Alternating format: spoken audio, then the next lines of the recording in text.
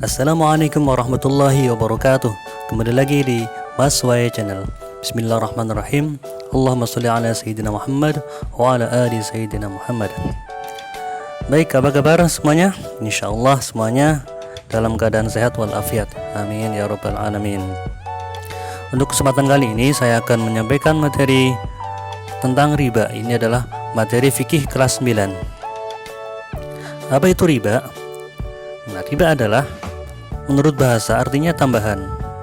Sedang menurut istilah fikih, riba adalah kelebihan atau tambahan pembayaran dalam pinjam-meminjam atau utang piutang uang atau barang tanpa ada ganti atau imbalan yang disyaratkan bagi salah satu dari dua orang yang membuat perjanjian.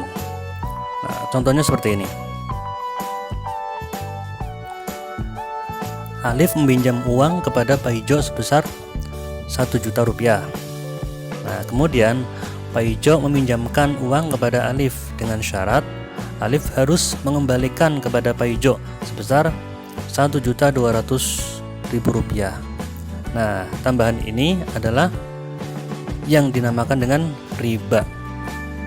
Jadi pinjamnya 1 juta harus kembalikan 1.200.000. Ini 200-nya adalah uang riba. Tapi kalau Alif menambahkan sendiri, ya bukan atas permintaan Pak Ijo, itu tidak termasuk riba karena Pak Ijo tidak meminta. Tapi kalau Pak Ijo minta, pokoknya harus kembali 1.200.000. Nah, itu adalah riba. Kemudian hukum riba adalah haram. Ini berdasarkan firman Allah dalam surat Al-Baqarah ayat 275. A'udzu billahi minasyaitonir rajim. Bismillahirrahmanirrahim. Alladzina yakuluna ar-riba la yaqumuna illa kama yaqumu alladzi yatakhabbathu asy-syaitanu minal mas. Dzalika bi annahum qalu innamal bay'u mithlu ar-riba. Wa ahallallahu al-bay'a wa harrama ar-riba. فمن جاءه موعظة من ربه فانتهى فله ما سلف وأمره إلى الله ومن عاد فأولئك أصحاب النار هم فيها خالدون. Artinya, orang-orang yang makan atau mengambil riba tidak dapat berdiri melainkan seperti berdirinya orang yang kemasukan setan lantaran tekanan penyakit gila. Keadaan mereka yang demikian itu adalah disebabkan mereka berkata atau berpendapat sesungguhnya jual beli itu sama dengan riba, padahal Allah telah menghalalkan jual beli dan mengharamkan riba. Orang-orang yang telah sampai kepadanya larangan dari Tuhannya lalu terus berhenti dari mengambil riba, maka baginya apa yang telah diambilnya dahulu sebelum datang larangan, dan urusannya terserah kepada Allah. Orang yang kembali mengambil riba, maka orang itu adalah penghuni neraka. Mereka kekal di dalamnya. Nah, jadi jelas ya, hukum riba adalah haram. Selanjutnya Rasulullah juga bersabda, Bismillahirrahmanirrahim. La'ana Rasulullah sallallahu alaihi wasallam akil riba wa mukilahu wa katibahu wa syahidaihi wa qala hum sawa'un. Rawahu Muslim. Rasulullah sallallahu alaihi wasallam melaknat orang yang memakan riba, orang yang mewakilinya, pencatatnya, dan dua saksinya. Beliau bersabda, mereka semua sama. Jadi orang yang terlibat riba itu semuanya dilaknat oleh Rasulullah, baik itu yang mewakili, yang menulis, ataupun saksinya. Nah, selanjutnya macam-macam riba, ada 4 macam riba itu. Yang pertama yaitu riba fadli. Riba fadli yaitu tukar menukar dua buah barang yang sama jenisnya namun tidak sama ukurannya yang disyaratkan oleh orang yang menukarnya. Contoh, tukar menukar emas dengan emas dan ada kelebihan yang disyaratkan oleh yang menukarkan. Misalnya emas 24 karat ditukar dengan emas 22 karat. Nah, ini nggak boleh. Jadi walaupun emasnya berbeda kualitas, tetap harus sama. Misalnya 2 gram emas 24 karat, ya harus ditukar dengan emas 2 gram 22 karat. Jadi nggak boleh misalnya emas 24 karat ditukar dengan emas 22 karat 3 gram. Ini nggak boleh. Jadi harus sama beratnya.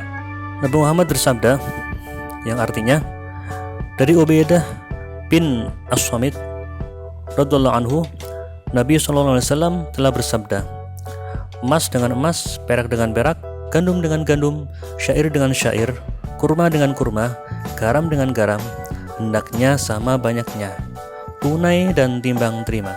Maka apabila perlainan jenisnya ini, maka boleh kamu menjual sekehendakmu asalkan dengan tunai. Nah, kalau dijual boleh, tapi dengan tunai. Nah, kemudian riba qardi, yaitu meminjamkan sesuatu dengan syarat ada keuntungan atau tambahan dari orang yang menghutangi. Contohnya, Umar berhutang uang kepada Budi sebesar 50.000 rupiah dan Budi mengharuskan membayar sebesar 55.000 rupiah. Ini seperti contoh yang di awal tadi ya. Ini namanya riba qardi. Nabi Muhammad bersabda, yang artinya semua piutang yang menarik keuntungan termasuk riba. Hadis riwayat Baihaqi. Lanjutnya yang ketiga, ribayat. Ribayat adalah riba yang diperoleh ketika seseorang berpisah dari tempat akad jual beli sebelum serah terima antara penjual dan pembeli. Misalnya, seseorang membeli 1 kuintal beras, setelah dibayar, si penjual langsung pergi, sedangkan berasnya dalam karung belum ditimbang apakah cukup atau tidak. Nih, jadi belum ada kesepakatan, tapi pembeli dan penjual sudah berpisah. Ini termasuk riba iyad.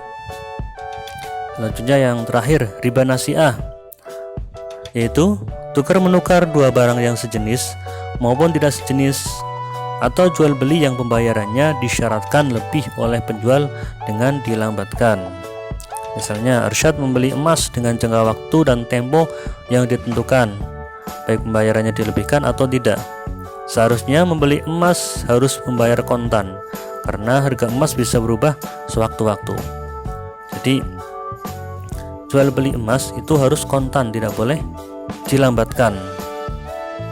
Selanjutnya tentang bunga bank.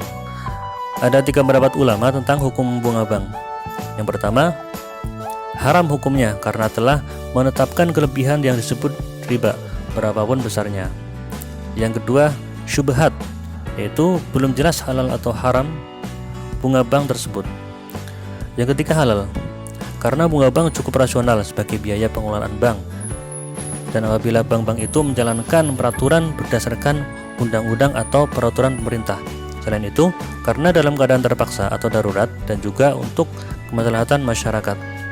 Ini pendapat dari para ulama.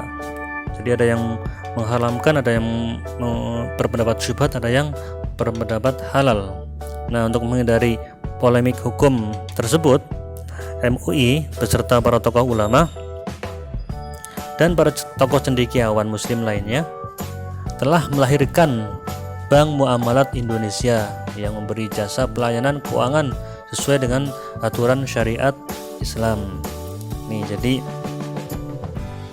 dan sekarang sudah banyak bank-bank syariah, bahkan bank-bank yang konvensional atau bank biasa seperti BRI, BNI, Mandiri, itu sudah ada bank syariahnya. Ini untuk pilihan bagi orang-orang Islam. Mungkin itu saja yang dapat saya sampaikan. Kurang lebihnya mohon maaf. Wallahul muwaffiq ila aqwamit thoriq. Wassalamualaikum warahmatullahi wabarakatuh.